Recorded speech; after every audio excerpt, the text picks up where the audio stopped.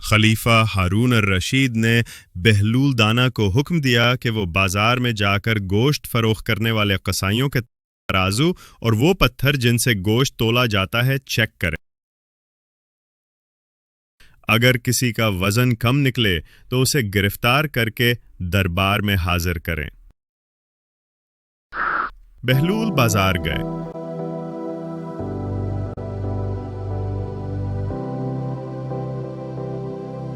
اور پہلے قصائی کے ترازو کے پتھر کا وزن چیک کیا جو کم نکلا۔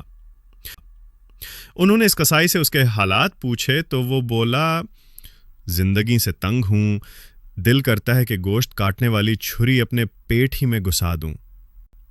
دوسرے قصائی کے پاس گئے، اس کا پتھر کا وزن بھی کم نکلا۔ جب حالات پوچھے تو بولا، کاش اللہ مجھے پیدا ہی نہ کرتا، ذلت کی زندگی گزار رہا ہوں۔ تیسرے قصائی کے پاس گئے، اس کا پتھر کا وزن صحیح نکلا۔ جب بہلول نے اس سے حالات پوچھے تو اس نے خوشی سے کہا، اللہ کا شکر ہے۔ بہلول خلیفہ کے پاس واپس گئے۔ خلیفہ نے پوچھا، کیا صورتحال ہے؟ بہلول نے کہا، کئی قصائیوں کے تول والے پتھر کے وزن کم نکلے۔ خلیفہ نے غصے سے کہا، پھر انہیں گرفتار کر کے کیوں نہ لائیں؟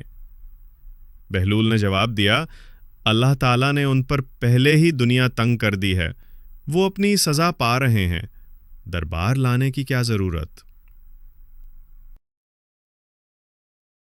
سبق: یہ واقعہ ہمیں سکھاتا ہے کہ جو لوگ ظلم اور بد دیانتی کرتے ہیں ان پر اللہ کی پکڑ ضرور آتی ہے۔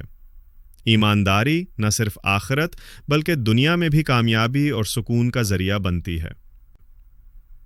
حلال کمائی میں برکت ہوتی ہے جبکہ حرام کمائی ذہنی اور جسمانی اذیت کا سبب بنتی ہے۔